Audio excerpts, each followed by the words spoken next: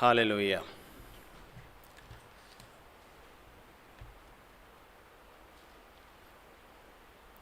നിങ്ങളുടെ അടുത്തിരിക്കുന്നവരോട്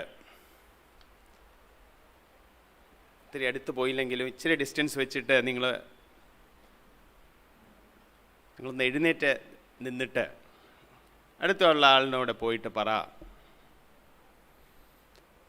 ദൈവം നമ്മളെ സ്നേഹിക്കുന്നുണ്ട്. അത് വിശ്വസിക്കുന്നവർ പറഞ്ഞാൽ മതി. ഇംഗ്ലീഷിൽ പറയട്ടെ. I would like you all to stand up and go to the person sitting near you. Maintain physical distancing and tell the person, God loves you. Us. God loves us. ദൈവം നമ്മളെ സ്നേഹിക്കുന്നു. God loves us. God loves us.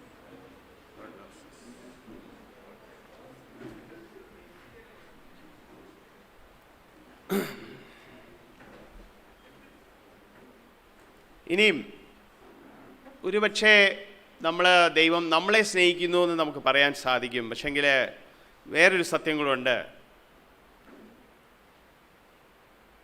ഞാൻ പറയുന്നതിനോട് യോജിപ്പുള്ളവർക്ക് ഇങ്ങനെ പറയാം, അവരുടെ കൈ, ഞാൻ ഈ പറയുന്ന മലയാളത്തിൽ കഴിഞ്ഞിട്ട് ഇംഗ്ലീഷ് ട്രാൻസ്ലേഷൻ കഴിഞ്ഞിട്ട് നിങ്ങളത് ചെയ്താൽ മതി. നിങ്ങളുടെ കൈ നിങ്ങളുടെ നെഞ്ചത്തോട്ട് വെച്ചിട്ട് നിങ്ങൾക്കിങ്ങനെ പറയാം, ദൈവം എന്നെ സ്നേഹിക്കുന്നു. It may be easy for us to believe that God loves us. But now I would like you to take your hand, put it on your chest and say, God loves me. God loves me. Thank you.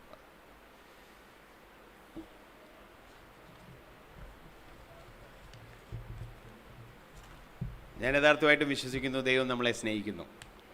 I truly believe that God loves us. അതുകൊണ്ടാണ് ദൈവം നമ്മളോട് പല കാര്യങ്ങളും പറയുന്നത്. And that's why God tells us to do certain things. ഞാൻ ഇന്ന് എന്നെ തന്നെ കരുതുന്നത് ദൈവത്തിൻ്റെ ഒരു വേലക്കാരനായിട്ടാണ്. I consider myself as a servant of God.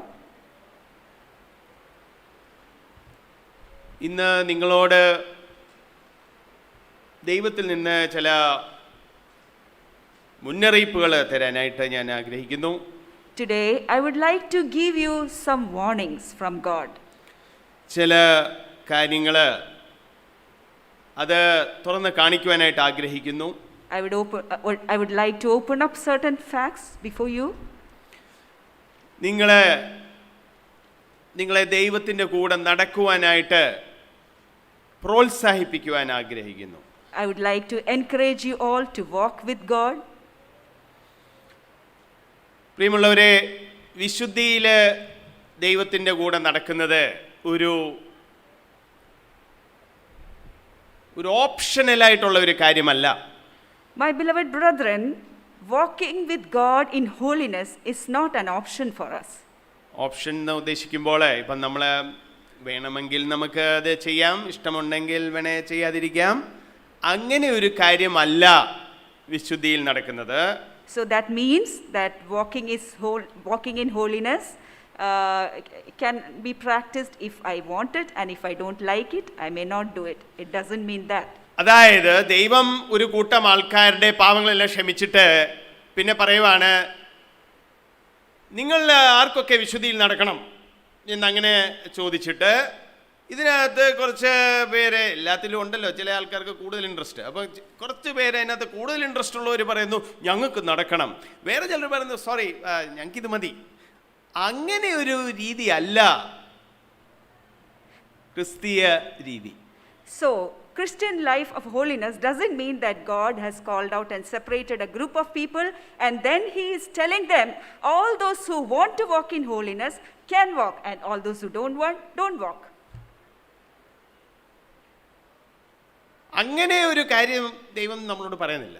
So God is not giving us such an option.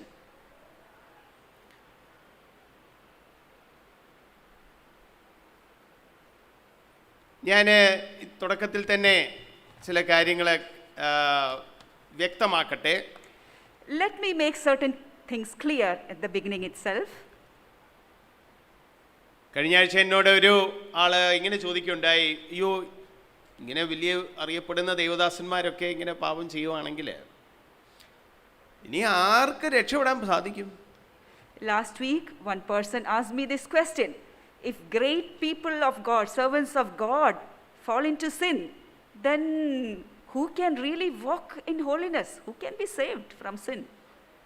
ആ പുള്ളി പറഞ്ഞത് ആർക്ക് സ്വർഗത്തിൽ പോകാൻ സാധിക്കുമെന്ന്. Oh, that person meant that who can really go to heaven?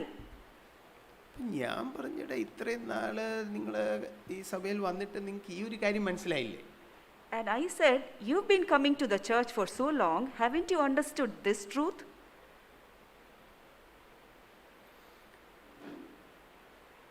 See, നമ്മൾ വിശുദ്ധിയിൽ അല്ലെ ഒരു വ്യക്തി വിശുദ്ധിയിൽ നടക്കുന്നത് കൊണ്ട് അല്ല അവർക്ക് നിത്യജീവൻ കിട്ടാൻ പോകുന്നത്.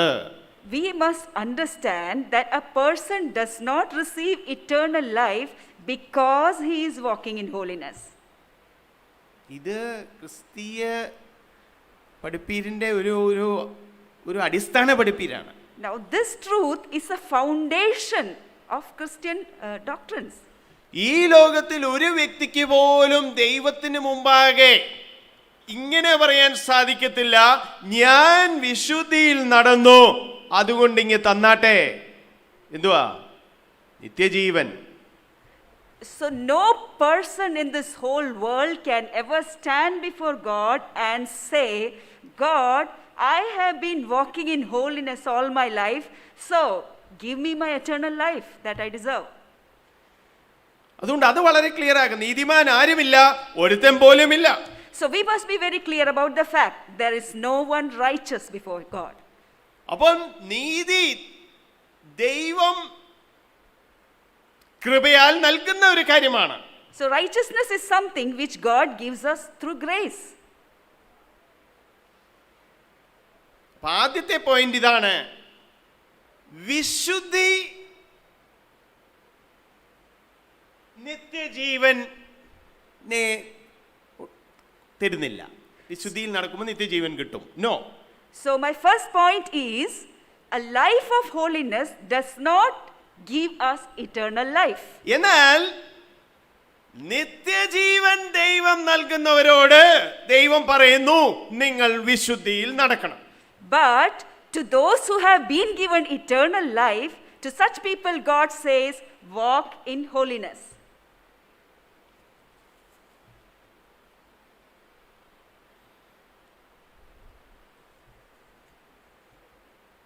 ഇന്നേക്ക് ഏകദേശം 500 വർഷങ്ങൾക്ക് മുമ്പ് ജർമ്മനിയിലെ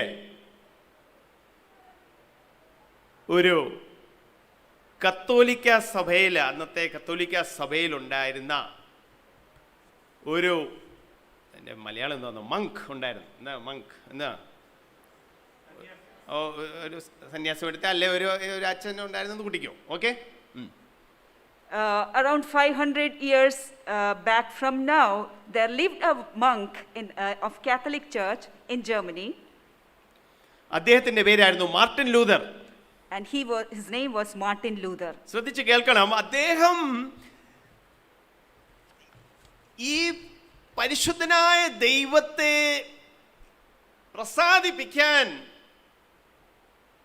തലകുത്തി മറിയുമായിരുന്നു. You must listen very carefully. This person, Martin Luther, he tried his level best to please God. അദ്ദേഹം മണിക്കൂറുകൾ പ്രാർത്ഥിക്കും. He used to pray for hours. അദ്ദേഹം ഒത്തിരി ഫാസ്റ്റിംഗ് ചെയ്യും.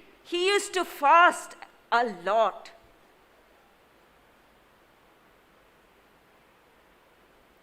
എന്നാൽ എന്തൊക്കെ ചെയ്തിട്ട് എന്നിട്ട് അദ്ദേഹം മണിക്കൂറുകൾ കുമ്പസരിക്കും. And he used to confess his sins for hours. ഓർത്തോണം, ഈ കുമ്പസാരം കേട്ടോണ്ടിരിക്കുന്ന അവരുടെ കുറെ ടൈം ഇങ്ങനെ 1-2 മണിക്കൂർ പുള്ളിക്ക് അത്രയും മാത്രം ഞാനൊരു പാവിയാണേ എന്നുള്ളൊരു ബോധമായിരുന്നു. And he was so much aware of his sins that he would make confession of his sins for hours. അതുമാത്രമല്ല, അദ്ദേഹത്തിന് ഈ അച്ഛൻ ആകാൻ വേണ്ടി പഠിക്കുന്ന ആ ഒരു കാര്യം കഴിഞ്ഞിട്ട് ആദ്യത്തെ കുർബാന അദ്ദേഹം കൊടുക്കാനായിട്ടുള്ള അവസരം അദ്ദേഹത്തിന് ലഭിച്ചപ്പോൾ, after his training to be the priest, in his first experience of giving the communion to others, അദ്ദേഹം വിറയ്ക്കുകയാണ്. his hands were trembling. അത് ഈ സഭാകമ്പം ഉണ്ടായിട്ടല്ല, ദൈവമുമ്പാകെ എങ്ങനെ എനിക്ക് നിൽക്കാൻ പറ്റും? Not because he had stage fright or he was nervous, but because of the fact that he was afraid to stand before such a holy God. അങ്ങനെ കുറെ നാളുകൾ ഇങ്ങനെ അദ്ദേഹത്തിന്റെ ഹൃദയത്തിലും മനസാക്ഷിയിലും അദ്ദേഹം കൊണ്ട് അദ്ദേഹത്തിന് അതിൽ നിന്ന് ഒരു ആശ്വാസം ലഭിക്കുന്നില്ലായിരുന്നു. And he was not getting a release of this conviction of his own sins in his heart, in his conscience for a long, long time. Hallelujah. അങ്ങനെയായിരുന്നപ്പോഴാണ് ദൈവം അദ്ദേഹത്തോട് വചനത്തിൽ കൂടി സംസാരിച്ചു, റോമാലേഖനത്തിൽ കൂടി സംസാരിച്ചു, നീതിമാൻ വിശ്വാസത്താൽ ജീവിക്കും. Hallelujah. And that was the time period when God spoke to him through the scriptures, through the book of Romans, that the just shall live by faith. സ്വന്തം പ്രവൃത്തിയാൽ അല്ല നീതി ലഭിക്കുന്നത്, ദൈവമാ നീതി ക്രിസ്തുവേശുവിൽ കൂടി ദാനമായിട്ട് തരുന്നു. He came to understand that we are not justified by our own works, but God grants us this justification as a gift for us. വിശ്വാസത്താലുള്ള നീതീകരണം എന്നുള്ള ആ വലിയ സത്യം ആ വ്യക്തിക്ക് വെളിപ്പെട്ട് കിട്ടി. And the great amazing truth of justification by faith was revealed to Martin Luther. Hallelujah. അദ്ദേഹത്തിന് വലിയ ആശ്വാസം ലഭിച്ചു. And he was so relieved to receive this revelation. ഈ സത്യം അദ്ദേഹത്തിൽ കൂടിയും വേറെ പല ആ നാളുകളിലെ വേറെ ചില ദൈവദാസന്മാരിൽ കൂടി ഈ സത്യങ്ങളൊക്കെ ഉയർന്നു വന്ന അങ്ങനെയാണ് റിഫോർമേഷനിലെ നവീകരണം എന്ന് പറയുന്ന ആ വലിയ ഒരു കാര്യം തുടങ്ങിയത്. And during those times, many other servants of God also began to speak about this truth. And that is how the Reformation movement started. എന്നാൽ ഈ വലിയ സത്യങ്ങള് ലൂഥറിന്റെ കാലം കഴിഞ്ഞിട്ട് ഈ വലിയ സത്യങ്ങൾ തന്നെ പഠിപ്പിച്ചുകൊണ്ടിരിക്കുന്നു. And even after Luther's times, these teachings are being taught still now. പക്ഷെങ്കിൽ അത് ലൂഥറിന് മനസ്സിലായ സത്യം ഇന്ന് ആൾക്കാരത് വേറെ ഒരു രീതിയിൽ മനസ്സിലാക്കുന്നു. But the truth that Luther grasped in his heart at that time is being understood in a different way by people in our times. ലൂഥറിന് മനസ്സിലായത് എന്തുവായിരുന്നു? What did Luther understand? ദൈവം പാപത്തെ നീതീകരിച്ചു എന്നല്ല. It's not that God justified sin. ദൈവം പാപികളെ നീതീകരിക്കുന്നു എന്നായിരുന്നു ലൂഥറിന് മനസ്സിലായത്. Luther understood the truth that God justifies the sinner. അതായത് ദൈവത്തിന്റെ പിന്നാലെ യേശുവിന്റെ പിന്നാലെ ശിഷ്യനായിട്ട് നടക്കുമ്പോൾ, And that is when a person follows Jesus as a disciple, ആ വ്യക്തിക്ക് എവിടെങ്കിലും വെച്ച് മനസ്സിലാവും എന്നെ കൊണ്ട് ഇത് പറ്റത്തില്ല. അങ്ങനെ ദൈവത്തിന്റെ ആ കൃപ ചോദിച്ച് കൃപയിൽ ആശ്രയിച്ച് ആ വ്യക്തി മുന്നോട്ട് പോകുന്നു. So when a person begins to follow Jesus as a disciple, at some point of time that person begins to understand, I cannot do this, and thus he begins to ask God for grace, and with the grace of God he begins to continue to follow Jesus. ശ്രദ്ധിക്കണം. I want you to pay attention, please. യേശുവിന്റെ പിന്നാലെ നടക്കുന്ന ആൾക്കാർക്ക് മാത്രമേ കൃപ എന്നുള്ളൊരു കാര്യം വായിൽ നിന്നെടുക്കാനുള്ള അധികാരമുള്ളൂ. Only those people who sincerely are wanting to follow Jesus, only they can use the word grace on their lips. ഒരു ഉദാഹരണം തരാം. Let me give you an example. എല്ലാവരും ശ്രദ്ധിക്കണം. I want you to pay attention, please. ഒരാൾ അദ്ദേഹത്തിന് ഇത് ഞാൻ ഇച്ചിരി ഒരു പഠനത്തിൻ്റെ കാര്യം പറയാം. അദ്ദേഹത്തിന് ഫിസിക്സ് പഠിക്കണം എന്നൊരു ആഗ്രഹം. For example, there's this person who wants to study physics. അദ്ദേഹം കഷ്ടപ്പെടുന്നു. And he's really working hard അദ്ദേഹത്തിന് for കിട്ടുന്ന it. സമയങ്ങളൊക്കെ പഠിക്കാൻ എടുക്കുന്നു. And he's taking all the time he's getting to study physics. അദ്ദേഹം ആൾക്കാരിൽ നിന്ന് പഠിക്കാനായിട്ട് നോക്കുന്നു. He is trying to learn physics from others. അദ്ദേഹം തന്നെത്താൻ പുസ്തകങ്ങൾ വായിക്കുന്നു. He's making efforts to study by himself. അദ്ദേഹം രാപ്പകൽ ഇതിനെപ്പറ്റി ആലോചിക്കുന്നു, ചിന്തിക്കുന്നു, ധ്യാനിക്കുന്നു. He is thinking about it, meditating about it day and night. അങ്ങനെ അദ്ദേഹം കുറച്ച് കോഴ്സസ് പഠിക്കുന്നു. And then he is studying, taking up certain courses and studying. BSc, MSc. He's doing BSc and then he does MSc. പിന്നെ PhD ചെയ്യുന്നു. And then he does PhD. പക്ഷേ ഇതെല്ലാം കഴിഞ്ഞിട്ട് പുള്ളി ഒരു സ്ഥാനത്തെത്തുന്നു. And after all these academic studies, he's come to a place where he says, എനിക്കൊന്നും അറിയത്തില്ല. I don't know anything. ഈ ഫിസിക്സ് മൊത്തം എനിക്ക് അറിയാൻ സാധിക്കത്തില്ല. It's just impossible to know everything about ഇത് physics. ഒത്തിരി വലുതാണ് ഇതൊക്കെ. Oh, this is so vast. അയ്യോ എനിക്ക് ഇത്രയുമേ അറിയത്തുള്ളല്ലോ. I know only a little of all these things. അപ്പൊ അദ്ദേഹം പറയുന്നു ഈ ഫിസിക്സ് ആർക്കും മൊത്തമായിട്ട് മനസ്സിലാക്കാൻ പറ്റത്തില്ല. And such a person says, nobody can fully understand this physics. അതേ സമയത്ത് വേറെ ഒരു പയ്യനുമുണ്ട്. And now, on the other side, there's this young man. അവൻ മഹാ ഉഴപ്പനാണ്. He doesn't study, he wastes his time. അവൻ ഇതിനൊന്നും ഇൻട്രസ്റ്റ് പോലും ഇല്ല. He is not even interested in studying. എന്നാലും അവന്റെ അപ്പൻ അവനെ BSc ഫിസിക്സ് പഠിക്കാനായിട്ട് വിട്ടു. And still, his father pushes him and forces him to study BSc physics. ഇവിടെ ആരും അത് എടുത്തിട്ടില്ല, അതുകൊണ്ട് ഞാൻ പറയുവാണ്. നിങ്ങളെ പറ്റിയല്ല. അയ്യോ സോറി, അല്ല പോട്ടെ. ആരും ലേഡി എടുത്തിട്ടുണ്ടെന്നിരിക്കണം, അവരെ പറ്റിയല്ല. അപ്പൊ ആ ഉഴപ്പൻ പറയാണ്.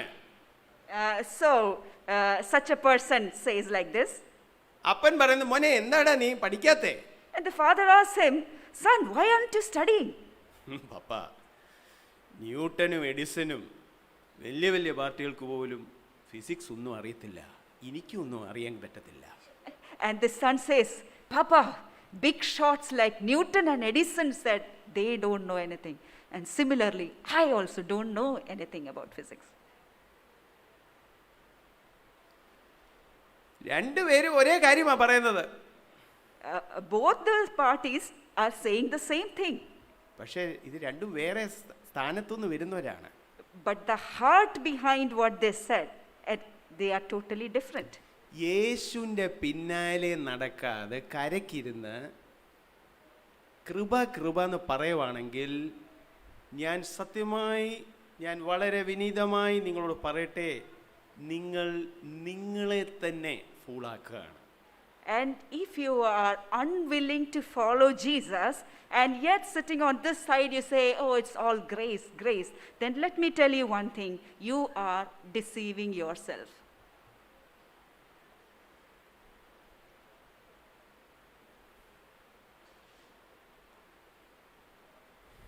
എന്നാൽ ആ വഴിയെ നടക്കുന്നവർക്ക് കൃപയുണ്ട് പ്രിയമുള്ളവരെ. But those who have taken up this path, they will receive grace. ദൈവം കൃപ തരുന്നത് പാപത്തിൽ എന്തൊക്കെ നടന്നിട്ടും ഊരുകൂസലെല്ലാം നടന്നിട്ട് കൃപ എന്ന്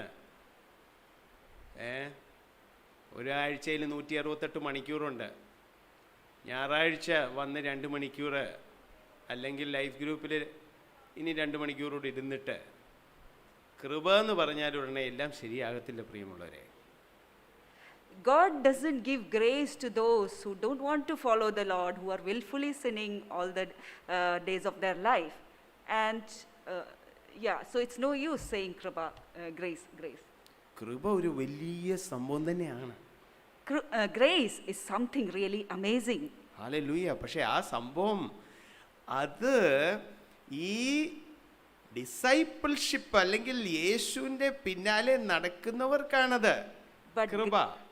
But grace is meant only for those people who embrace the path of discipleship in Jesus. വേറെ ഒരു കാര്യം ഞാൻ ഒന്ന് വ്യക്തമാക്കിക്കോട്ടെ. Let me clarify one more thing. അപ്പം ചില ആൾക്കാർ ഇങ്ങനെ പറയുന്നു, ഇതെങ്ങനെ അപ്പം ഈ വിശ്വാസികൾ യഥാർത്ഥമായിട്ടുള്ള വിശ്വാസികളാണ്, വിശ്വാസികളാണ്, അപ്പം അവരിങ്ങനെ പാപം ചെയ്തുകൊണ്ടിരുന്നാൽ പിന്നെ എന്തുവായി? Now some others may say, what is this? If believers are keeping on sinning, then what is the meaning of all this? വിശ്വാസികൾ പാപത്തിൽ തുടർമാനമായിട്ടും ജീവിക്കുവാണെങ്കിൽ, If believers continue in sin, ഒരു പക്ഷേ അവർ വിശ്വാസികളല്ലായിരിക്കാം. it is very much possible that maybe they are not believers. പക്ഷെ അവർ വിശ്വാസികളാണോ അല്ലയോ എന്ന് ഞാനോ വേറെ ആരും അല്ല ഇപ്പം തീരുമാനിക്കാൻ പോകുന്നത്. അത് ദൈവം തീരുമാനിച്ചോളും. But whether they are believers or not, it's not up to us to decide. It's up to God to decide. പക്ഷെ അങ്ങനെ നടിക്കുന്നവർ ഒത്തിരി പേരുണ്ട്. But there are many people around who act as if they are believers. എനിക്കെങ്ങനെ അറിയാം? How do I know? യേശു പറഞ്ഞു. ചിലരിങ്ങനെ വരെ വന്ന് പറയും, നിന്റെ നാമത്തിൽ ഞാൻ ഭൂതങ്ങളെ പുറത്താക്കിയില്ലേ. യേശു പറയുന്നു, എനിക്ക് നിന്നെ അറിയത്തില്ല.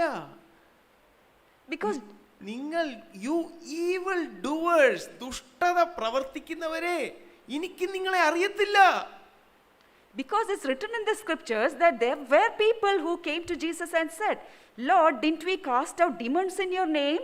And Jesus said, depart from me, you who practice lawlessness. I do not know you.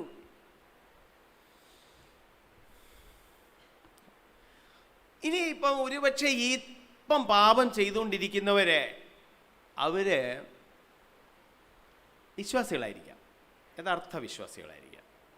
Now, there's another possibility that there's this person who is walking in sin, but he could actually be a believer. പക്ഷേ അവര് ഒരുപക്ഷെ അവരുടെ ഉള്ളില് ദൈവത്തിൻ്റെ ആത്മാവ് അവരോട് തന്നെ പറയുന്നു, നിങ്ങൾ ദൈവത്തിൻ്റെ മക്കളാണ്. വേറെ ആരും പറയുന്നില്ല, അവർക്ക് തന്നെ അറിയാം അവർ ദൈവത്തിൻ്റെ മക്കളെ ആണെന്ന്. And such a person knows within her or his own heart that they are children of God, and Holy Spirit himself has witnessed this fact to them. പക്ഷെ അവരൊരു കുസലില്ലാതെ ഇപ്പം പാപം ചെയ്തുകൊണ്ടിരിക്കുകയാണെന്ന് കൂട്ടിക്കോ. But consider that at present they are willfully sinning.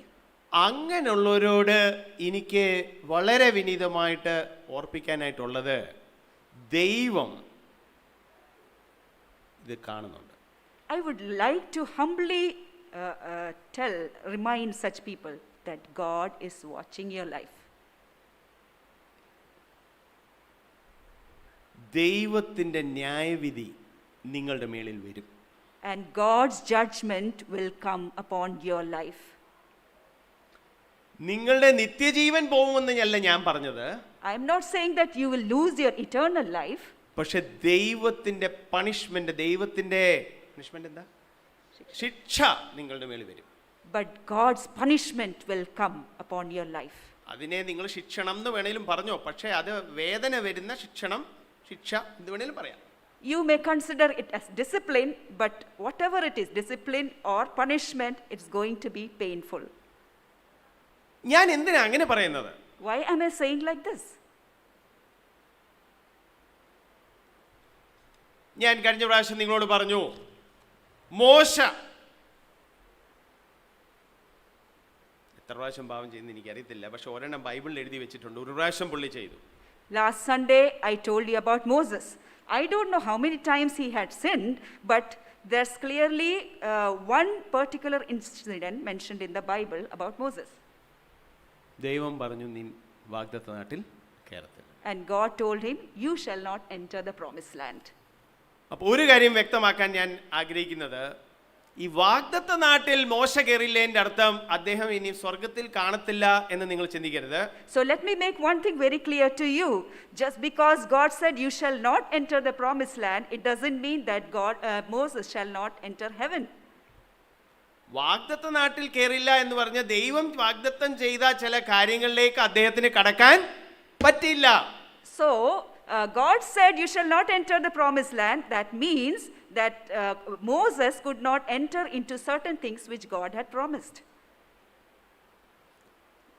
എനിക്കെങ്ങനെ പറയാൻ പറ്റും സ്വർഗത്തിൽ പോകുമ്പോൾ മോശയും അവിടെ കാണുമെന്ന്? Now how can I say for sure that I will see Moses in heaven? എന്താണെന്ന് വെച്ചാൽ യേശു ക്രിസ്തു മറുരൂപമലയിൽ പ്രാർത്ഥിക്കാനായിട്ട് പോയപ്പോൾ അദ്ദേഹത്തെ കാണാൻ വന്ന ആരൊക്കെയാണ്? Why? Because when Jesus went to pray in the Mount of Transfiguration, who all came to meet Jesus?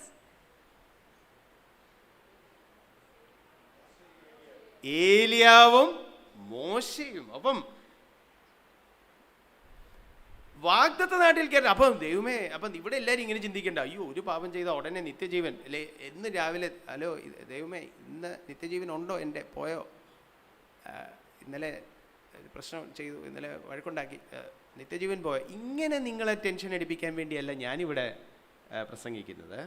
So Elijah and Moses were the people who came to meet Jesus at the Mount of Transfiguration. And I don't want you all to get all nervous thinking, oh, if I do one sin, then I won't be allowed to enter heaven. I would be snatched of my eternal life. പക്ഷെ ഞാൻ ചോദിക്കട്ടെ, നിങ്ങൾക്ക് ആകെ ആഗ്രഹം എങ്ങനെയെങ്കിലും സ്വർഗത്തിൽ ചെല്ലണമെന്ന് മാത്രമാണോ? But let me ask you a question. Is your only desire to just enter heaven? ദൈവത്തെ പ്രസാദിപ്പിക്കണമെന്നൊരു ആഗ്രഹമില്ലേ? Don't you have a desire to please God?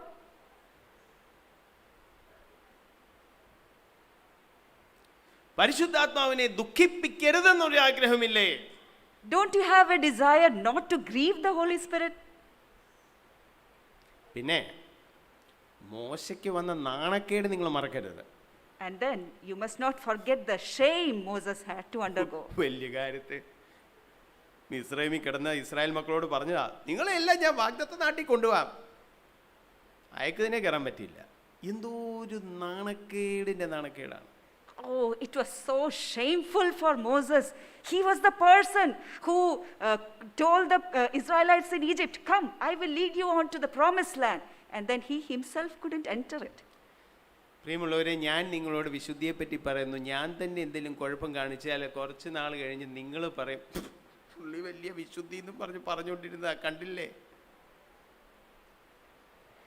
So I am standing here and telling you about holiness. Sometime later, if I bring myself into a problem, then you may ridicule and mock and say, look at him, he preached about it, but then he fell into it.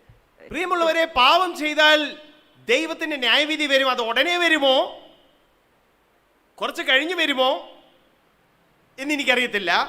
അത് ദൈവം തീരുമാനിക്കും. പക്ഷെ ദൈവം കണ്ടില്ലെന്നടിക്കത്തില്ല. My beloved brethren, let me tell you that if we sin, God's judgment is going to come. Whether it's going to come immediately or later, I don't know, but the judgment will come. എന്നോട് ഒരാൾ പണ്ട് പറഞ്ഞതാണ്, നല്ല വിശ്വാസി എന്നോട് പറഞ്ഞാണ്, ഞാൻ ഒരിക്കലും അവരുടെ വീട്ടിൽ പോകത്തില്ല. And one particular believer told me once, I will never go to that person's home. ആ വീടെന്ന് വെച്ചാൽ അവരും ഒരു വിശ്വാസി തന്നെയാണ്, പക്ഷെ എവർക്ക് ബോധിക്കുന്നില്ല ആളിനെ, അത്രയേ ഉള്ളൂ. So the other people, they were also believers, but this person didn't like those believers. പ്രിയമുള്ളവരെ, ദൈവം കാണുന്നുണ്ട്. My beloved brethren, God is watching നിങ്ങളുടെ അഹങ്കാരം everything. ദൈവം കാണുന്നുണ്ട്. God is seeing your pride. ഇനിയിപ്പം ചില ആൾക്കാർ പറയുന്നു, ബ്രദറെ, ഈ അനന്യ സഫീറ എന്നൊക്കെ എടുത്തെടുത്ത് പറയരുത്. അത് സഭയുടെ ആദ്യ ഘട്ടത്തിൽ ദൈവത്തിന് ഏതാണ്ട് ഇച്ചിരി കൂടുതൽ ഇൻട്രസ്റ്റ് ഉണ്ടായിരുന്നു സഭയിൽ. പിന്നെ ദൈവത്തിന് മനസ്സിലായി ഇങ്ങനെ ഓരോന്നിനൊക്കെ കയറി പിടിക്കാൻ തുടങ്ങിക്കഴിഞ്ഞാൽ എല്ലാവരും ചാകും, സഭ തന്നെ ഇല്ലാതാവും. അപ്പം ദൈവം പോളിസി മാറ്റി. ഇപ്പം ചുമ്മാതൊക്കെ കള്ളങ്ങളും ഒക്കെ പറഞ്ഞാലും കുഴപ്പമൊന്നുമില്ല. അത് പണ്ട് പുള്ളിക്ക് അന്നേരം ഏതാണ്ട് തോന്നി അങ്ങ് ചെയ്തതാണ്. Now some of you may say, oh brother, don't keep on repeatedly mentioning about Ananias and Sapphira. Oh, that was in the initial stages of the church when God was specially interested in building it up, and so he didn't tolerate the sin of lying. But nowadays, if we lie, God is not going to kill us. You know, if he starts judging us and punishing us, then none of us would be left in the church. നിങ്ങൾ ചിന്തിക്കുന്നുണ്ടോ ഇന്ന് അങ്ങനെയൊന്നും നടക്കുന്നില്ലെന്ന്? Do you really think that such things don't happen nowadays? അനന്യാസ് സഫീറ എന്തുവായിരുന്നു കുഴപ്പം കാണിച്ചത്? What exactly did Ananias and Sapphira do? അവർക്ക് അന്ന് Barnabas അല്ല യോസേപ്പ് എന്ന് പറയുന്ന ഒരു ആളുണ്ടായിരുന്നു. അദ്ദേഹത്തിനൊരു എത്ര സെൻറ്റോ എത്ര ഏക്കറായിരുന്നു അറിയത്തില്ല, കുറച്ച് നിലം ഉണ്ടായിരുന്നു, ഭൂമി ഉണ്ടായിരുന്നു. അത് പുള്ളി വിറ്റിട്ട് അത് ഉള്ളതെല്ലാം കൊണ്ട് അപ്പോസ്തലന്മാരുടെ മുമ്പിൽ കൊണ്ട് വെച്ചു. So in that church there was a particular believer named Josephus, and he had a plot of land, and he sold and brought all the money and put it at the apostles' feet. ഇത് അങ്ങ് ആൾക്കാരൊക്കെ അറിഞ്ഞപ്പം പിന്നെ ഇദ്ദേഹം അങ്ങ് ഭയങ്കര പോപ്പുലറായി. എല്ലാവരും അങ്ങ് ഇയാൾ വലിയൊരു സംഭവമാണല്ലോ, ഇങ്ങനെ ഇത്രയും വലിയൊരു കാര്യം ചെയ്തല്ലോ. ഒരു പക്ഷേ 10-25 ലക്ഷം രൂപ തന്നെ പുള്ളി കൊണ്ട് അന്നത്തെ എനിക്കറിയത്തില്ല വലിയൊരു എമൗണ്ട് കൊണ്ട് കൊടുത്തു. And so when Joseph did like this, everybody was so impressed and happy that they said, oh, this man is so amazing, maybe he has donated 25 lakhs of his money to the church. അപ്പോൾ കുറേ ആൾക്കാർ പുള്ളിയുടെ പേര് തന്നെ മാറ്റി. പുള്ളിയുടെ പേര് Joseph എന്നായിരുന്നു. പുള്ളിയെ സൺ ഓഫ് എൻകറേജ്മെന്റ് ബർണബാസ്, അതായത് പ്രോത്സാഹനത്തിന്റെ പുത്രൻ എന്ന് പേര് തന്നെ പുള്ളിയുടെ മാറ്റി. And people were so glad that they even changed his name to Barnabas, which means son of encouragement. അപ്പം അടുത്ത സീൻ എന്ന് വെച്ചാൽ അനന്യാസും സഫീരയും രാത്രിയിൽ തമ്മിൽ സംസാരിക്കുകയാണ്. And so the next scene is that Ananias and Sapphira, they are talking to one another at night. Sorry, ഈ full ഇത് ബൈബിളിൽ ഇല്ല, ഇത് എൻ്റെ സങ്കല്പമാണ്. മിക്കവാറും ഇങ്ങനെ ആയിരിക്കും നടന്നത്. So most probably what would have happened would be like this. എടി, നമുക്ക് ചിന്നക്കടയിൽ ഒരു 5 സെൻറ്റ് കിടപ്പുണ്ടല്ലോ. അപ്പം നമുക്കും വേണമെങ്കിൽ അല്ല, നമുക്കും ആൾക്കാരും ഇതൊക്കെ നല്ലതല്ലേ, നമുക്കത് വിറ്റിട്ട് നമുക്ക് വേണേൽ കൊടുക്കാം. Hey Sapphira, we too have 5 cents of our land in Chinnakada. Would it be good if we sell this land and give the money to the church? ഏകദേശം 10 ലക്ഷം വെച്ച് കിട്ടുമായിരിക്കും, ഒരു 50 കിട്ടും. So 10 lakhs per cent, so we may get 50 lakhs. അപ്പം അനന്യാസാന്നോ സഫീരയാന്നോ ഒരാൾ പറഞ്ഞു, പക്ഷേ 50 കൂടെ കൊടുക്കേണ്ട ആവശ്യമുണ്ടോ? Barnabas 25 കൊടുത്തോളായിരുന്നു. So the other person says, hey, why should we give 50 lakhs? Barnabas gave only 20 lakhs, so what's the need for giving all our money away? അപ്പോൾ സഫീര പറഞ്ഞു, എന്നാ ചേട്ടാ നമുക്ക് 3 സെന്റ് മാത്രം വിറ്റാൽ മതി. So Sapphira says, okay, then let's sell off only 3 cents of our land. എടി 3 saint ആയിട്ടായാലും മേടിക്കുമോ? അവിടെ വഴിയില്ല, 5 സെന്റ് ആയിട്ടേ ഇനി മേടിക്കത്തുള്ളൂ. Now who's going to buy 3 cents of land? There's not even a proper road into that place. If we have to sell it, we should sell it as 5 cents land. എന്നാലും ഒരു കാര്യം ചെയ്യാം, നമുക്ക് 5 saint അങ്ങ് വിൽക്കാം, പിന്നെ നമുക്കൊരു 20 ലക്ഷം കൊടുക്കാം. Or we can do like this, we'll sell off the 5 cents of land and then give away 20 lakhs of it. പക്ഷെ അത് മൊത്തം കൊടുത്തില്ലെന്ന് ആൾക്കാർ അറിഞ്ഞാൽ പിന്നെ അത് ശരിയാവോ? Oh, but if people come to know that we didn't give away the whole of the proceeds, then is that right? അതിനൊന്നും കുഴപ്പമില്ലെന്നേ, നമുക്ക് അത്രയും കിട്ടിയതെല്ലാം നമ്മളും കൊടുത്തെന്ന് പറയാം. Oh, it's okay. We'll tell them that whatever we got, we have brought it to the apostles' feet. പ്രിയമുള്ളവരെ, ഞാൻ പറഞ്ഞു വരുന്നത് അവരൊരു വലിയ എമൗണ്ട് കൊടുത്തു. So what I would like to say is Ananias and Sapphira, they gave a big amount to the വേറെ church. ആരും കാര്യമായിട്ടൊന്നും കൊടുക്കാത്ത സ്ഥാനത്ത് വേണ്ട ഇവര് ഒരു നല്ല എമൗണ്ട് സഭയ്ക്ക് കൊടുത്തു. And at a time when others didn't give donate much, at that time Ananias and Sapphira donated a huge amount to the church. അപ്പൊ ഇത്രയും ഒരു കാര്യം അവർ ഇത്രയും കുഴപ്പം കാണിച്ചുള്ളൂ, അവർ പൈസ കൊടുത്തു, ഞങ്ങൾക്ക് കിട്ടിയതെല്ലാം തന്നു എന്നൊരു ചെറിയ ഒരു കള്ളം പറഞ്ഞു. So the small thing that they did was, they told a small lie. Oh, whatever we got, we have given everything of those proceeds to the church. ആദ്യം അനന്യാസ്, And first of all, Ananias. 3 മണിക്കൂർ കഴിഞ്ഞ് പുള്ളിയുടെ ഭാര്യ, And then 3 hours later, his wife died.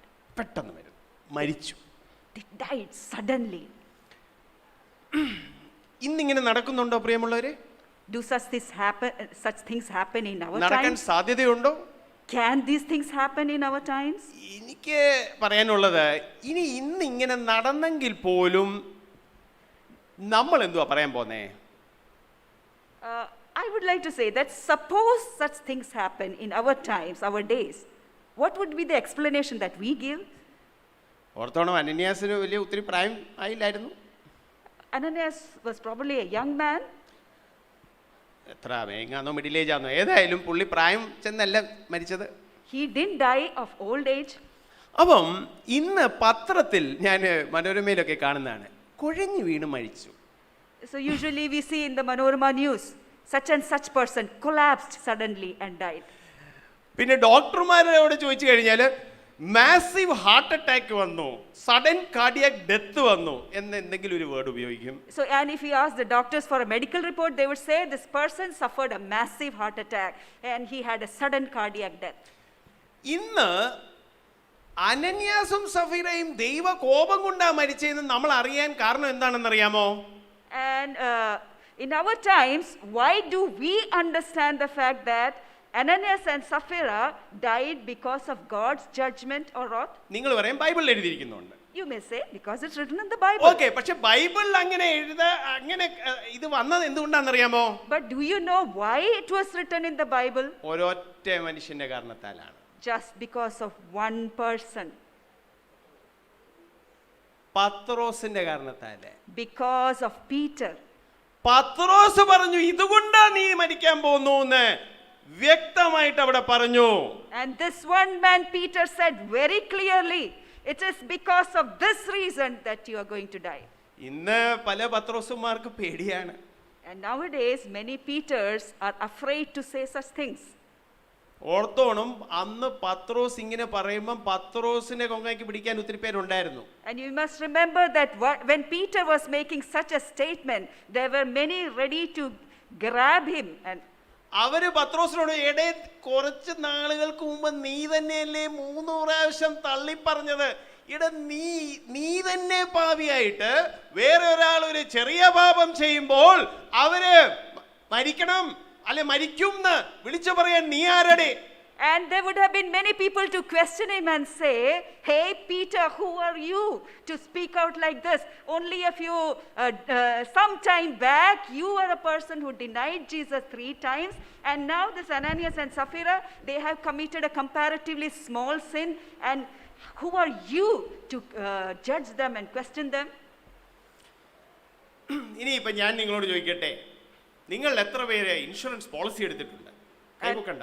Now let me ask you a question.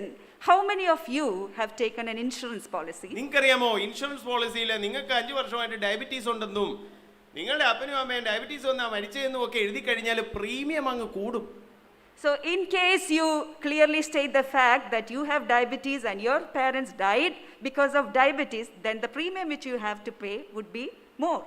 നിങ്ങൾ എത്ര പേര് health insurance എടുത്തിട്ടുണ്ട്? How many of you have taken health insurance?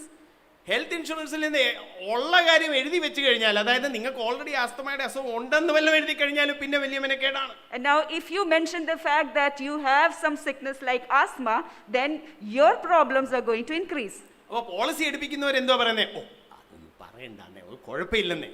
So these insurance agents, what they would say is, no, don't mention all those things, it's okay. നിങ്ങൾക്കറിയാമോ district ഹോസ്പിറ്റലിൽ ചെന്ന് നിങ്ങൾക്ക് മാസം 10,000 രൂപ കിട്ടുന്നുണ്ടെന്ന് പറഞ്ഞാൽ നിങ്ങൾക്ക് ഫ്രീ ആയിട്ട് കിട്ടുമോ? Now if you go to the district hospital and mention that you get 10,000 rupees per month as salary, would you get free treatment? പണ്ട് നമ്മുടെ ചർച്ചിലെ ഒരാളെ ധൃതിയിൽ ഞാൻ അങ്ങോട്ട് കൊണ്ടുപോയി, പുള്ളിക്ക് 5,000 രൂപ അന്ന് പെർ മന്ത് കിട്ടുന്നുള്ളായിരുന്നു. ആ കൗണ്ടറിൽ ഇരിക്കുന്ന പുള്ളിക്കാരി ഞാൻ 5,000 രൂപ പെർ മന്ത് എഴുതി കൊടുത്തപ്പോൾ പുള്ളിക്കാരി പറയാ, അയ്യോ ഇത് ഇങ്ങനെ എഴുതാതെ 800 രൂപ എന്ന് എഴുതുക, മാസത്തിൽ 800 രൂപ കിട്ടുന്നുള്ളെന്ന് എഴുതാൻ. Once I took one person to the district hospital and for treatment, and that person earned around 5,000 per month. So when I told the lady at the counter that this is his salary, she said, no need to write that. We will write 800 per month. നമ്മൾ കളി കളിക്കുകയാണ്. We are playing a game with God. കളിച്ചോ പ്രിയമുള്ളവരെ, കളിച്ചോ. ഇനിയും കളിക്കുവാണെങ്കിൽ, കളിക്കാത്തവർക്ക് ഞാൻ ദൈവത്തിൽ സ്തുതിക്കുന്നു. ബൈബിളിൽ പറയുന്നുണ്ട് അനീതി ചെയ്യുന്നവൻ ഇനിയും ചെയ്യട്ടെ. ചെയ്തോ, നീതി ചെയ്യുന്നവൻ നീതി ചെയ്യട്ടെ. So the Bible says that those who are living a lawless life, let him continue in lawlessness. But those who are living a righteous life, let them continue in righteousness. സാത്താൻ്റെ ചില തന്ത്രങ്ങൾ ഞാൻ നിങ്ങളെ ഒന്ന് തുറന്ന് കാണിക്കട്ടെ. I would like to tell to you certain strategies of Satan. ഒരു തന്ത്രം ഞാൻ കഴിഞ്ഞ പ്രാവശ്യം പറഞ്ഞു, വല്ലപ്പോഴും ഒക്കെ പാപം ചെയ്താൽ കുഴപ്പമൊന്നും ഇല്ലെന്നേ. And last Sunday I mentioned one of the strategies where Satan says, it's okay to sin once in a while. Who doesn't? മനുഷ്യരല്ലേന്നേ. We are human. ഞാൻ പറയട്ടെ, ആ പറഞ്ഞതിലെ ഒരു പകുതി സത്യമുണ്ട്. കുറച്ച് സത്യമാണ്, നമ്മൾ മനുഷ്യരല്ലേ. And there's a partial truth in it because we are human, aren't we? എന്നാ അത് പൂർണ്ണ സത്യമല്ല. But that's not the full truth. നിങ്ങൾ പറ, നിങ്ങൾ കേവലം ഒരു മനുഷ്യരാണോ? Now tell me, are you just a mere human being? ദൈവത്തിന്റെ ആത്മാവ് നിങ്ങളുടെ ഉള്ളിലില്ലേ? Doesn't the Spirit of God dwell inside of you? ആ സത്യം നിങ്ങൾ എന്താണ് പറയാത്തത്? Why aren't you confessing that truth? ഞാൻ കേവലം ഒരു മനുഷ്യനാണ്, പക്ഷേ ഞാനൊരു പുതിയ സൃഷ്ടിയാണ്, എന്റെ ഉള്ളിൽ ദൈവത്തിന്റെ ആത്മാവുണ്ട്. അതുകൂടെ പറയുമ്പോഴാണ് അത് പൂർണ്ണ സത്യമാകുന്നത്. I am a mere human being, but I am a new creation and the Spirit of God dwells in me. When we say that, then it's the full truth. വേറെ ചില മനുഷ്യരെ അല്ലെങ്കിൽ സാത്താനും നമ്മളോട് പറയുന്നത്, ഈ ദൈവത്തിന്റെ ഇതെല്ലാം കൂടെ ചെയ്യാൻ അസാധ്യമാണ്, ഈ നിയമങ്ങളൊക്കെ. Now another such strategy of the enemy, and which others also keep telling us, it's impossible to follow God's laws. ഞാൻ ഒരു ഇംഗ്ലീഷ് പാട്ട് നമ്മളെ പലർക്ക് പരിചയം കാണും. God's love is so wonderful, God's love is so wonderful. അങ്ങനെ ഒരു പാട്ട്. So high we can't get over it, so deep we can't get under it. അങ്ങനെ ഒരു ഇംഗ്ലീഷ് പാട്ടുണ്ട്. Okay, so there is an English song like this. So അതിൻ്റെ ഒരു parody ഞാൻ ഉണ്ടാക്കിയിട്ടുണ്ട് ഇംഗ്ലീഷിൽ തന്നെ. അതിന് പിന്നെ ഞാൻ മലയാളത്തിൽ പറയാം. അതിൻ്റെ ഇംഗ്ലീഷിൽ ഇതാണ്: God's laws നിയമങ്ങൾ is so confusing, God's laws is so confusing, so high we can't ever do it, so deep we can't understand it, so wide there are too many of it, oh confusing laws. ദൈവമേ, നിന്റെ നിയമങ്ങൾ, മനുഷ്യർ പറയുന്നതാണ്, നിന്റെ നിയമങ്ങൾ എത്ര ചിന്താക്കുഴപ്പം കൊണ്ടുവരുന്ന ആ നിയമങ്ങളാ ദൈവമേ, ഇത് എത്ര ഉയർന്ന നിയമങ്ങളാ ദൈവമേ, ഇത് ആർക്കും ഒരിക്കലും ചെയ്യാൻ കഴിയത്തില്ല, ഇത് എത്ര ആഴമുള്ളതാണ്, ഇത് ആർക്കും മനസ്സിലാക്കാൻ പറ്റത്തില്ല, ഇത് എത്ര വിസ്തീർണമുള്ളതാണ്, ഇത് ഒത്തിരി ഉണ്ടല്ലോ എന്ന് ഇന്ന് മനുഷ്യര് അവർ ഈ പാട്ട് പാടുന്നില്ലായിരിക്കും, പക്ഷെ അവരിതാ പറഞ്ഞുകൊണ്ടിരിക്കുന്നത്.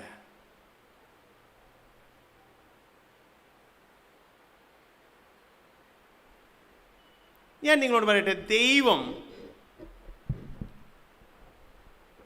നിങ്ങൾ ഒന്നിനെക്കുറിച്ചും വിചാരപ്പെടേണ്ടെന്ന് പറഞ്ഞിട്ടുണ്ടോ ഇല്ലയോ? Now let me ask you, hasn't God said not to be anxious about anything? അപ്പോൾ അതിൻ്റെ അർത്ഥം എന്താ? So what does that mean? നിങ്ങൾ ഒത്തിരി ആഴത്തിലുള്ള അർത്ഥം ആരും നോക്കരുത്. ഒന്നിനെക്കുറിച്ചും വിചാരപ്പെടേണ്ട എന്നുള്ളതിൻ്റെ അർത്ഥം എന്താണ്? So what does it mean when God says don't be anxious about anything? ഒന്നിനെക്കുറിച്ചും വിചാരപ്പെടേണ്ട, അതാണ് അതിൻ്റെ അർത്ഥം. So it means don't be anxious about anything. പലരും എൻ്റെ ആഴത്തിലുള്ള അർത്ഥം നോക്കുക, ഒന്നിനെക്കുറിച്ചും വിചാരപ്പെടേണ്ടെന്ന് പറഞ്ഞതിൻ്റെ അർത്ഥം എന്തുവാ? So some people, they try to find out the deeper meaning behind it. ഒന്നിനെക്കുറിച്ചും വിചാരപ്പെടേണ്ടെന്ന് പറഞ്ഞാൽ ഒന്നിനെക്കുറിച്ചും വിചാരപ്പെടേണ്ട. So when God says don't be anxious about anything, it means don't be anxious about anything. പക്ഷെ ഞാൻ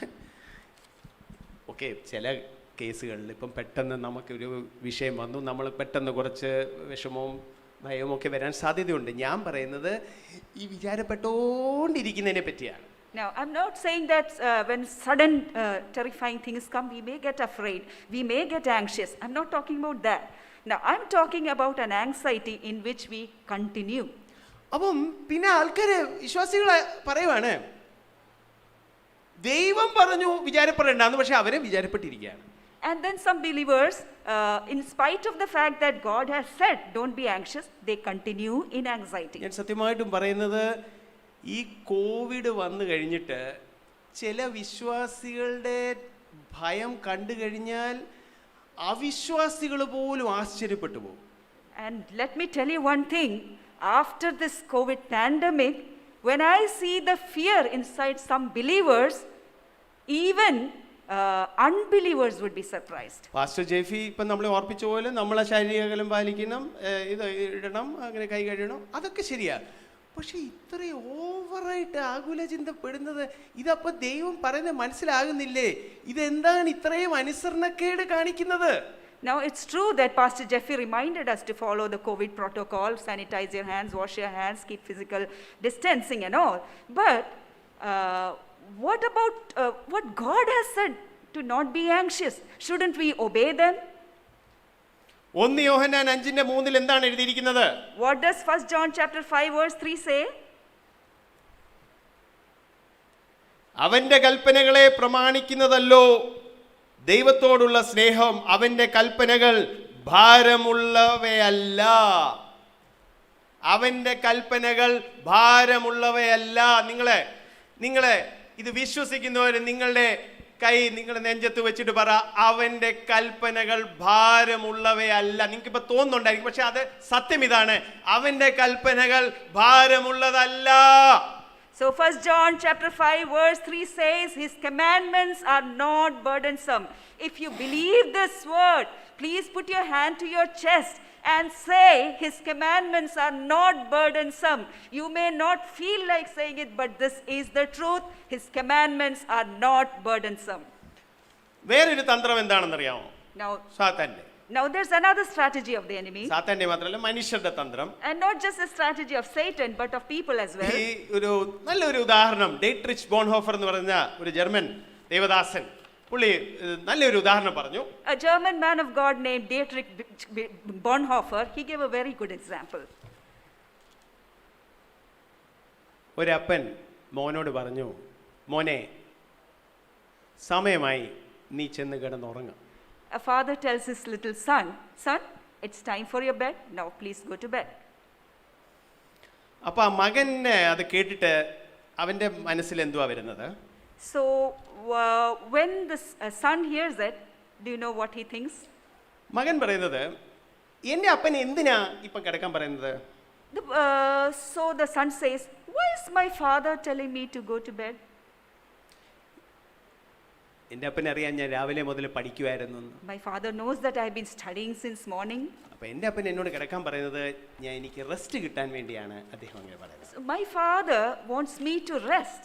So that's why my father is telling me to go to bed. Video game കളിക്കുമ്പോഴാണ് എനിക്ക് rest കിട്ടുന്നത്. So if I play a video game, then I feel, my body gets rest. അതുകൊണ്ട് ഞാനിപ്പോൾ video game കളിക്കാൻ പോവാം. So I will go and play video game. അപ്പൻ പറഞ്ഞ എന്തുവായിരുന്നു?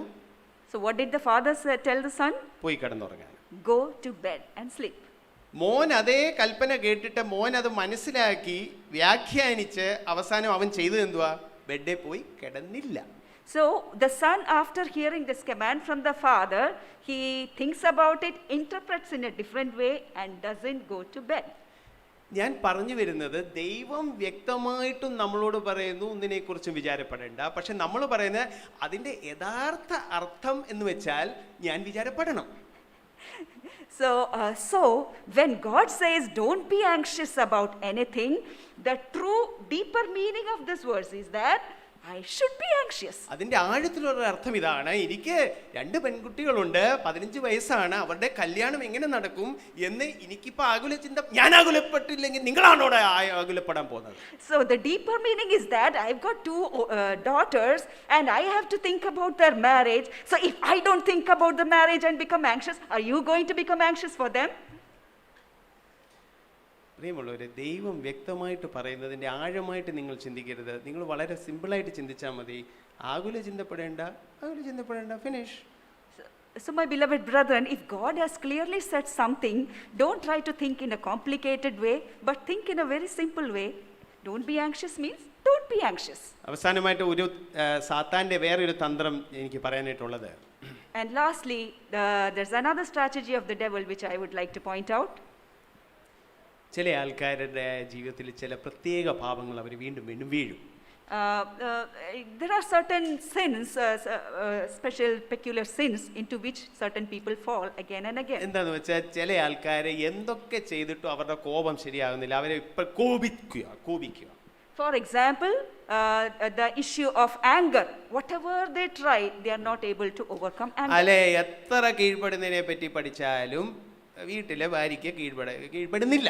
Or the issue of submission. How much ever she tries, the wife is not able to submit to her husband.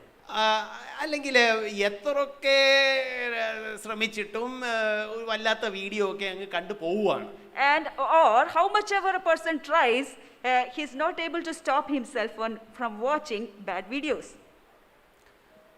അപ്പോൾ കുറച്ച് കഴിഞ്ഞ് സാത്താൻ അവരോട് ഒന്ന് മന്ത്രിക്കും. And as they continue in it, Satan comes and whispers something into their ear. സാത്താൻ മന്ത്രിക്കും, നീ ഇതിൻ്റെ അടിമയാണ്. And Satan comes and tells, you are a slave to the sin. സാത്താൻ പറഞ്ഞതിനകത്ത് പകുതി സത്യമുണ്ട്. And there's partial truth to what Satan said. വീണ്ടും വീണ്ടും പാപം ചെയ്തുകൊണ്ടിരിക്കുകയാണെങ്കിൽ നമ്മൾ ആ പാപത്തിൻ്റെ അടിമയാണ്. Now, if you repeatedly continue in sin, then we are a slave to that sin. പക്ഷേ സത്യം പറഞ്ഞില്ല, യേശു ക്രിസ്തു ക്രൂശിൽ നിന്നെ ഈ അടിമത്തത്തിൽ നിന്ന് വിടുവിച്ചു. നീ വിടുവിക്കപ്പെട്ട ഒരു അടിമയാണ്. ഇപ്പോൾ നീ പാപത്തിന്റെ അടിമയല്ല, നീ നീതിയുടെ അടിമയാണ്. But Satan didn't mention one thing to you. When Jesus Christ came and Hallelujah. died for your sins on the cross, Hallelujah. you have been delivered from the slavery of sin. And now you are not a slave to sin, but a slave to righteousness. നിങ്ങൾ 1997 ഭാരതം ബ്രിട്ടീഷുകാരിൽ നിന്ന് സ്വതന്ത്രരായി ഇനി ഇപ്പോഴും നിങ്ങളെ ചില സായിപ്പന്മാർക്ക് കരം കൊടുത്തുകൊണ്ടിരിക്കുവാണെങ്കിൽ നിങ്ങൾ അതിൽ നിന്ന് നിർത്ത്. ഇനി നിങ്ങൾക്ക് ചില സായിപ്പന്മാർക്ക് കരം കൊടുക്കേണ്ട ആവശ്യമില്ല. നിങ്ങൾ ഇനി പുതിയ സ്വാതന്ത്ര്യ സമരം ഇവിടെ നടത്തേണ്ട ആവശ്യമില്ല. ഗാന്ധിജിയും കൂട്ടരും അവരിലെ കാരണത്താൽ നമുക്ക് ഭാരതത്തിന് സ്വാതന്ത്ര്യം ലഭിച്ചു. See, India got independence in 1947. Because of the efforts of Gandhiji and many other freedom fighters, India became free. So there is no need for us to pay tax to the Britishers again. No need for us to start another freedom movement for the Britishers to go and India to be free.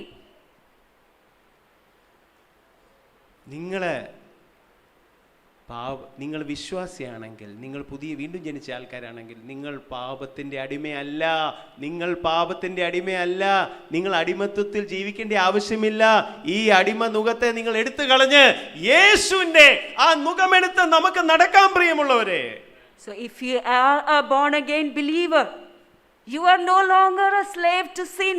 You need not continue in this slavery to sin. So let us break off from this yoke of slavery to sin and let's take up the yoke of Jesus Christ upon ourselves. നമുക്ക് എഴുന്നേറ്റ് നിൽക്കാം. Let's all stand up. Worship team മുമ്പോട്ട് വന്നാട്ടെ. I request the worship team to come forward. ചില കാര്യങ്ങൾ എനിക്ക് നിങ്ങളോട് പറയാനായിട്ടുണ്ട്. ശ്രദ്ധിച്ച് കേൾക്കണം please. I would like to tell you certain things. Please listen attentively. പ്രിയമുള്ളവരെ, ദൈവം നിങ്ങൾക്കും എനിക്കും കൃപ നൽകും. My beloved brethren, God will give grace to us. പല ആൾക്കാരും കംപ്ലീറ്റ് കൺഫ്യൂഷനിലിരിക്കുകയാണ്. ഇങ്ങനെ ഒരു മെസ്സേജ് കഴിഞ്ഞിട്ട് അവരെന്തുവാ പറയാൻ പോകുന്നതെന്ന് അറിയാമോ? Many people are quite confused after hearing a message. They may say like this. ദൈവമേ എനിക്ക് കൃപ തരണേ. They will say, oh God, give me grace. ദൈവം നമ്മളോട് പറയുന്നത്, എൻ്റെ കൃപ ഞാൻ തരാം, നീ ചെയ്യേണ്ട കാര്യം നീ ഒന്ന് ചെയ്യ്. God is telling us, you do what you are supposed to do. I will supply my grace. യേശു പറഞ്ഞു, നിന്റെ വലത് കണ്ണ് നിന്നെ കൊണ്ട് പാപം ചെയ്യിക്കുവാണെങ്കിൽ ഇതങ്ങ് കുത്തി പൊട്ടിക്കുന്നേ. If Jesus said, if your right eye causes you to sin, take out that right eye. നിന്റെ വലത് കൈ നിന്നെ കൊണ്ട് പാപം ചെയ്യിക്കുവാണെങ്കിൽ ഇതിനെ അങ്ങ് കട്ട് ചെയ്ത് കള. If your right hand causes you to sin, cut it off. പ്രിയമുള്ളവരെ, അതിന്റെ അർത്ഥം എന്താണ്? So what does that mean? അതിന്റെ അർത്ഥം ഇതാണ്, നിങ്ങളെ കൊണ്ട് പാപം ചെയ്യിക്കുന്ന അല്ലെ അതിന്റെ മുഖാന്തരമാകുന്ന സാധനത്തെ നിങ്ങൾ അങ്ങ് എടുത്തുകള. So it means that whatever object or thing that is causing you to sin, please get rid of it. ഒരുപക്ഷെ ചിലരുടെ ജീവിതത്തിൽ ഇപ്പൊ ഇന്റർനെറ്റ് ഇല്ല ജീവിക്കാൻ പറ്റത്തില്ല, പക്ഷേ എന്തെങ്കിലും വേണേ കണക്ഷൻ തന്നെ അങ്ങ് മാറ്റിക്കള. Now in some of our lives, maybe it's the internet which is causing us problems. So maybe we may need it for our academic or work purposes, but then we can change our connections. നമുക്ക് ചില തീരുമാനങ്ങൾ എടുക്കാനുണ്ട് പ്രിയമുള്ളവരെ. We need to make certain decisions, my beloved brethren. പ്രിയമുള്ളവരെ, ഈ കൃപയുടെ വിപരീത വാക്ക് എന്താണെന്ന് അറിയാമോ? കൃപയുടെ what is the opposite of grace? കൃപയുടെ ഓപ്പോസിറ്റ് എന്താണ്? What is the opposite of grace? കൃപയുടെ വിപരീതമായിട്ടുള്ളത് ഒന്നും ചെയ്യാതിരിക്കുന്നതല്ല. The opposite word for grace is not laziness or idleness. ഓ, കൃപയുടെ ഓപ്പോസിറ്റ് എന്ന് വെച്ചാൽ മിടുക്ക്. So മിടുക്ക്, merit. the opposite of grace is merit. അതിന്റെ അർത്ഥം നമുക്കാർക്കും നമ്മളുടെ മിടുക്കുകൊണ്ട് നമ്മളുടെ കഴിവുകൊണ്ട് ദൈവത്തെ പ്രസാദിപ്പിക്കാൻ സാധിക്കത്തില്ല. അവന്റെ കൃപയാൽ മാത്രമേ നമുക്ക് അവനെ പ്രസാദിപ്പിക്കാൻ സാധിക്കത്തുള്ളൂ. So the word grace means that we can never ever please God by our own abilities or merit. Hallelujah. It is only because of his grace that we can please God. അപ്പൊ കൃപ എന്ന് പറയുമ്പോൾ നമ്മളുടെ ശ്രമമുണ്ട്, അതിനകത്ത് ശ്രമവുമുണ്ട്. So grace involves our efforts too. ദൈവത്തിന്റെ കൃപയുള്ളതുകൊണ്ട് നമ്മൾ ശ്രമിക്കണം. So because we have the grace of God, we need to strive. വിശുദ്ധിയിൽ നടക്കാൻ നമ്മുടെ ശ്രമം ആവശ്യമാണ് പ്രിയമുള്ളവരെ. We need to strive to walk in holiness, my beloved brethren. Hallelujah. Praise God. Hallelujah. ഇന്ന് എനിക്ക് തോന്നുന്നു ദൈവം എൻ്റെ ഹൃദയത്തിൽ ഒരു കാര്യം ഇട്ടു. അതിതാണ്, നിങ്ങൾക്ക് ദൈവം ഒരു അവസരം തരുവാണ്. God has put something in my heart, and it's this. I would like to say that God is giving you an opportunity. ഈ കഴിഞ്ഞ 2 ആഴ്ചകളായിട്ട് നിങ്ങൾ വിശുദ്ധിയെ പറ്റി ചില കാര്യങ്ങൾ കേൾക്കുന്നു. In this past 2 weeks, you have been hearing messages on holiness.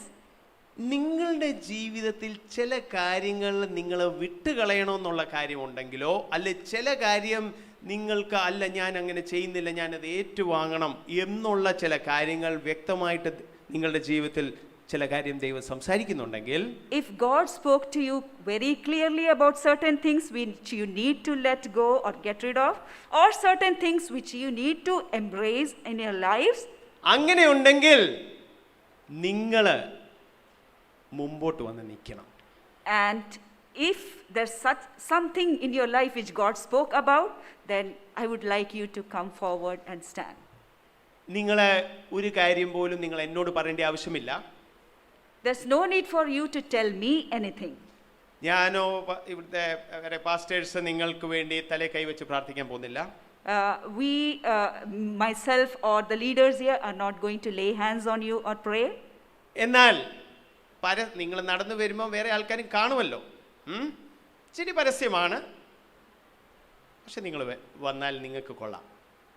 Now when you come forward, other people are going to see that, so it's public. But then if you come forward, it's good for you. നിങ്ങൾ തമ്മിൽ പാപങ്ങളെ ഏറ്റുപറയണമെന്ന് ദൈവം കത്തോലിക്കരോടല്ല പറഞ്ഞത്, വിശ്വാസികളോടാണ് പറഞ്ഞത്. That we should confess our sins to one another was not spoken by God to Catholics but to believers. അതിൽ നമ്മളോട് എല്ലാവരോടും പറഞ്ഞ കാര്യമാണ്. So God has spoken this to all of us. English service കഴിഞ്ഞ ഒരാൾ എന്നോട് പറഞ്ഞു, എനിക്ക് മുന്നോട്ട് വരണമെന്നുണ്ടായിരുന്നു, പക്ഷേ എനിക്ക് നാണമായിരുന്നു. So one person told me like this after the English service, I wanted to come forward but I was feeling too shy about it. പ്രിയമുള്ളവരെ, ബാക്കിയുള്ളവർ എന്ത് ചിന്തിക്കുന്നു എന്നല്ല, ഈ പരിശുദ്ധനായ ദൈവത്തിന് മുമ്പാകെ നിങ്ങളെ ഇന്ന് ഒരു അവസരമുണ്ട്. ദൈവത്തിൻ്റെ ആത്മാവ് നിങ്ങളോട് സംസാരിക്കുന്നുണ്ടെങ്കിൽ നിങ്ങൾക്ക് മുന്നോട്ട് വരാം. അത് നിങ്ങളും ദൈവവും തമ്മിലുള്ള ചില കാര്യങ്ങളാണ്. So my beloved brethren, it doesn't matter what others think. If It's something between you and this holy God. If God has spoken to you, you can come forward. എന്നിട്ട് വരുന്ന ആഴ്ച നിങ്ങളെക്കാട്ടിലും മുതിർന്ന ഒരാൾ, അതായത് നിങ്ങളെക്കാട്ടിലും പക്വതയുള്ള ആത്മീയ പക്വത കൂടുതൽ ഉള്ള ഒരാളിനോട് നിങ്ങളത് പങ്കുവെക്കണം. And in the coming week, you can share about these things to someone who is more mature than you. ഒരു പാട്ടുണ്ട്, ഒരു വണ്ടർഫുൾ പാട്ടുണ്ട്. അതിന് ഒരു വരി ഇതിങ്ങനെയാണ്, നമ്മളിപ്പോൾ പാടത്തില്ല, അതിതാണ്. എന്തൊരു വണ്ടർഫുൾ തിയോളജി ആ പാട്ടിനകത്തുണ്ടെന്ന് ഞാൻ പറയുക. ദൈവകൃപയിൽ ഞാൻ ആശ്രയിച്ച്. There is this Malayalam song which has a wonderful theology behind it. It says, I trust in the grace of God. അവൻ വഴികളെ ഞാൻ അറിഞ്ഞ്. I come to know of his ways. അനുഗമിച്ചിടും അവനുടെ ചുവടുകളെ. I will follow his footsteps. ദൈവകൃപയിൽ ഞാൻ ആശ്രയിച്ച grace. I will trust in his grace. അവൻ വഴികളെ ഞാൻ അറിഞ്ഞ്. Revelation. I will know of his ways, which means it's revelation. അനുഗമിച്ചിടും അവനുടെ ചുവടുകളെ. Holiness. I will follow his footsteps, which is the step of holiness. പ്രിയമുള്ളവരെ, നമ്മുടെ ജീവിതം ഇങ്ങനെ ആയിരിക്കണം. My beloved brethren, our lives should be like this. അശുദ്ധിയെല്ലാം ചാരമാകട്ടെ. Let every unholiness be burnt up. ഞാൻ and be തിളങ്ങുന്ന മുത്താകട്ടെ. Let me be like a shining എന്ന pearl. പ്രാർത്ഥന നമ്മുടെ ഉള്ളിൽ നിന്ന് വരണം പ്രിയമുള്ളവരെ. Let such prayers arise out of our heart. ഇന്ന് ആദ്യത്തെ ആ പാട്ട്, ഇന്ന് നമ്മൾ ഇങ്ങനെ ഒരു പാട്ട് പാടി, സ്നേഹിക്കും നിന്നെ ഞാൻ. ആ പാട്ട് നിങ്ങൾ പാടി നമ്മളെ ഒന്ന് നയിച്ചാട്ടെ. ആ പാട്ട് പാടുമ്പോൾ നിങ്ങളെ ദൈവത്തോട്, നിങ്ങളും ദൈവം തമ്മിലുള്ള കാര്യമാണ്. നിങ്ങളെ മുന്നോട്ട് വേണമെങ്കിൽ വരാം. So as we sing this song, Snehikkum Ninne Njan, you commune with God, and it's between you and the Lord whether you come forward or not. നിങ്ങൾ മുന്നോട്ട് വരുന്നത് കൃപയ്ക്കായിട്ട് അല്ല വരുന്നത്. നിങ്ങൾ ചില കാര്യം എടുത്ത് കളയാൻ ആഗ്രഹിക്കുന്നു, അല്ലേ, വേറെ എടുക്കാൻ ആഗ്രഹിക്കുന്നു. അതുകൊണ്ട് ചില തീരുമാനം ഉള്ളത് കൊണ്ടാണ് നിങ്ങൾ മുന്നോട്ട് വരുന്നത്. You are not coming forward to receive grace from God, but you are coming forward because you have made certain decisions in your life to get rid of certain things. അങ്ങനെ ചെയ്യുമ്പോൾ ദൈവത്തിന്റെ കൃപ നിങ്ങളുടെ മേൽ വരും പ്രിയമുള്ളവരെ. And when you make such decisions and take steps forward, God's grace will certainly come into your life. Hallelujah.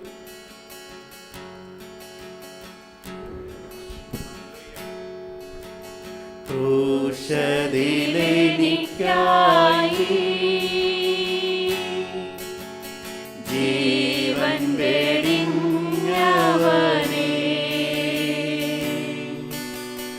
ആ മഹാസ്നേഹമതിൻ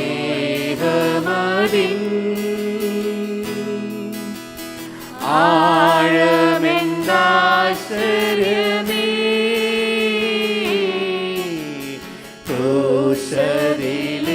ക്രൂശിലെനിക്കായി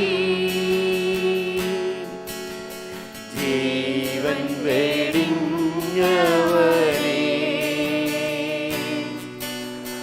ആ മഹാസ്നേഹമതിൻ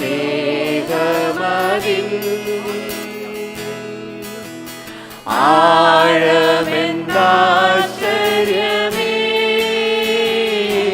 സ്നേഹിക്കും നിന്നെ ഞാൻ, നിന്നെ മാത്രം എന്നേശുവേ, ലോകത്തിൻ മോഹങ്ങൾ ചപ്പും ചവറുമെന്നെണ്ണുന്നു ഞാൻ, ലോകത്തിൻ മോഹങ്ങൾ ചപ്പും ചവറുമെന്നെണ്ണുന്നു ഞാൻ, മറച്ചു വച്ചിരിക്കുന്നതാ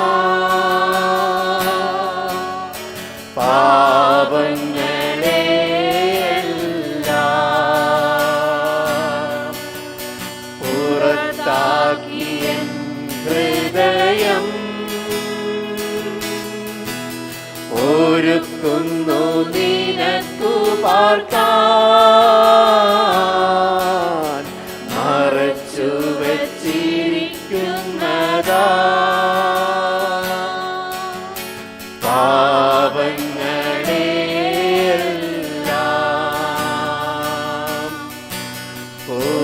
താക്കിയൻ ഹൃദയം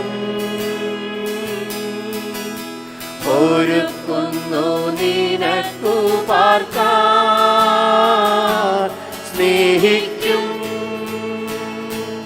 നിന്നെ ഞാൻ, നിന്നെ മാത്രം എന്നേശുവേ. ലോകത്തിൻ മോഹങ്ങൾ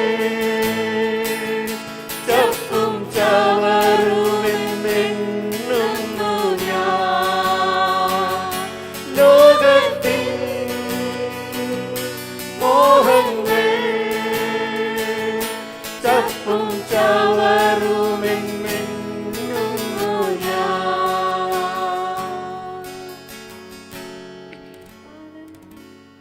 നമുക്ക് കുറച്ച് നേരം നമുക്ക് ദൈവസന്നിധിയിൽ നിൽക്കാം. Can we stand before the presence of God for some time?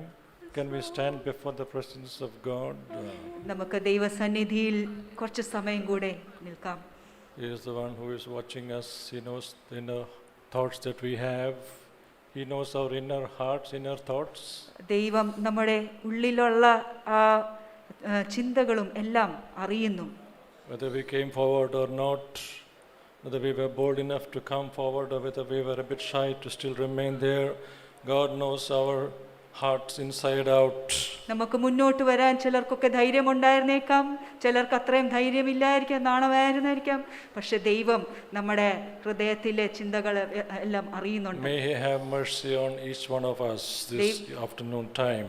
ഈ പകൽക്കാലം ദൈവം നമ്മളോട് ഓരോരുത്തരോടും കരുണ കാണിക്കട്ടെ. Can we commit ourselves to Him once again, recommit our lives to Him? നമ്മൾക്ക് ഒരു പ്രാവശ്യം കൂടെ ദൈവത്തിന്റെ കരങ്ങളിലേക്ക് നമ്മുടെ ജീവിതങ്ങളെ സമർപ്പിക്കാം. Can we say, Lord, you have called me with a high calling.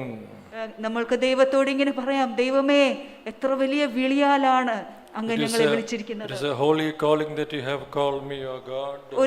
ഒരു വിശുദ്ധ വിളിയോടെയാണല്ലോ അങ്ങ് ഞങ്ങളെ You വിളിച്ചിരിക്കുന്നത്. have created us to be moral creatures, O Lord. ദൈവമേ ആ ധാർമ്മിക നിലവാരമുള്ള വ്യക്തികളായിട്ടാണല്ലോ അങ്ങ് ഞങ്ങളെ സൃഷ്ടിച്ചിരിക്കുന്നത്. Yes, you gave us physical blessings.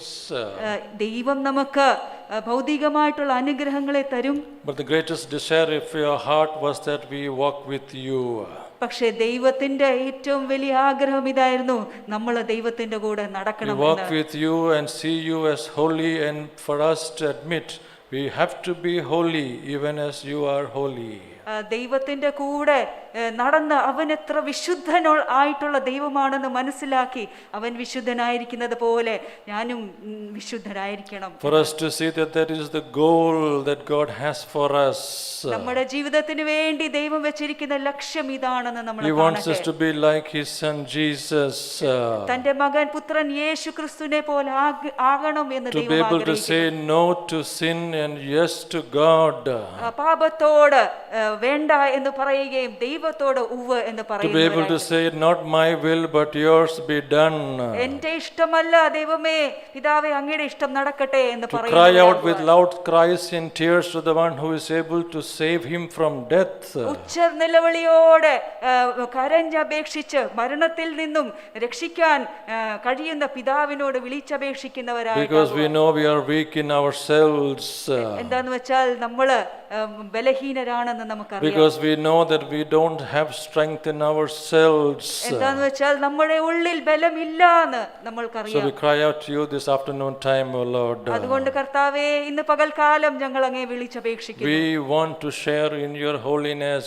അങ്ങയുടെ വിശുദ്ധിയിൽ പങ്കാളികളാകുവാൻ ഞങ്ങൾ ആഗ്രഹിക്കുന്നു. We want to be made more and more like your Son Jesus. അങ്ങയുടെ പുത്രൻ യേശു ക്രിസ്തുവിനെ പോലെ കൂടുതൽ കൂടുതലായി തീരുവാൻ We ഞങ്ങൾ want to have a holy hatred for sin. പാപത്തിനോട് ഒരു വിശുദ്ധ വെറുപ്പ് ഉണ്ടാകുവാൻ ഞങ്ങൾ May ആഗ്രഹിക്കുന്നു. that be in our hearts more and more these days, O Lord. അങ്ങനത്തെ ഒരു മനോഭാവം ഞങ്ങളുടെ ഹൃദയത്തിൽ കൂടുതൽ കൂടുതൽ കാണപ്പെടട്ടെ എന്ന് ഞങ്ങൾ Convict us പ്രാർത്ഥിക്കുന്നു. of our easy going ways, O Lord. ഞങ്ങളുടെ ഒരു നിസ്സാരമായിട്ട് എടുക്കുന്ന ആ മനോഭാവത്തെ ഒന്ന് ഞങ്ങളെ അതിൽ നിന്ന് വിടുവിക്കണമേ ദൈവമേ. Convict us of our compromised lifestyle, O God. ഞങ്ങളുടെ ജീവിതത്തിൽ ഓരോ സത്യങ്ങളിലോടും അങ്ങ് അതിനോട് വേണ്ട എന്ന് പറഞ്ഞ് പാപത്തോട് ഉവ്വ് പറഞ്ഞ് ജീവിക്കുന്ന ആ ജീവിത ഞങ്ങൾ ഏറ്റുപറയുന്നു ദൈവമേ. Jesus, we pray we would take this journey with you. യേശുവേ, അങ്ങയുടെ കൂടെ ഈ യാത്ര ഞങ്ങൾ ഏറ്റെടുക്കുന്നു. We want to follow you. ഞങ്ങൾ അങ്ങയുടെ പിന്നാലെ We പിൻഗമിക്കാൻ want to bring ആഗ്രഹിക്കുന്നു. glory to you. ഞങ്ങൾ അങ്ങയ്ക്ക് മഹത്വം തരുവാൻ ആഗ്രഹിക്കുന്നു. We want to say, Lord, may we be those who are ready to die to self. കർത്താവേ, സ്വയത്തിനോട് മരിക്കുന്നവരാകുവാൻ ഞങ്ങളെ ആഗ്രഹിക്കുന്നു To എന്ന് ഞങ്ങൾ practice പറയുന്നു. self-control in everything.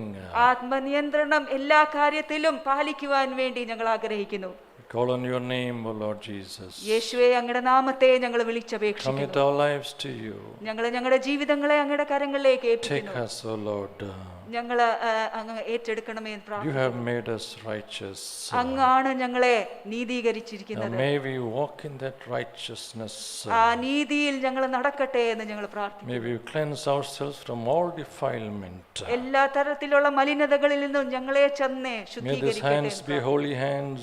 ഈ കരങ്ങൾ വിശുദ്ധ കരങ്ങളാകട്ടെ. May our eyes be holy. May our mouth and lips be holy. ഈ കണ്ണുകൾ, ഈ അധരങ്ങൾ എല്ലാം വിശുദ്ധിയുള്ള അതായി മാറട്ടെ. We bless your people. We bless your church. We are holy people. അങ്ങയുടെ ജനത്തെ, അങ്ങയുടെ സഭയെ, അങ്ങയുടെ വിശുദ്ധ ജനത്തെ ഞങ്ങൾ അനുഗ്രഹിക്കുന്നു. Forgive us for taking holiness lightly. വിശുദ്ധിയെ ഞങ്ങൾ ലാഘവത്തോടെ എടുത്തതിനായിട്ട് ഞങ്ങളെ ക്ഷമിക്കണമേ. Give you all the glory and all the praise. അങ്ങേക്ക് ഞങ്ങൾ എല്ലാ മഹത്വവും സ്തുതിയും കരയറ്റുന്നു. Send us with the power of your Holy Spirit, O Lord. അങ്ങയുടെ പരിശുദ്ധാത്മാവിന്റെ ശക്തിയാൽ ഞങ്ങളെ അയക്കണമേ. Jesus' precious name we pray. യേശുവിന്റെ വിലയേറിയ നാമത്തിൽ ഞങ്ങൾ പ്രാർത്ഥിക്കുന്നു. Amen. ആമേൻ.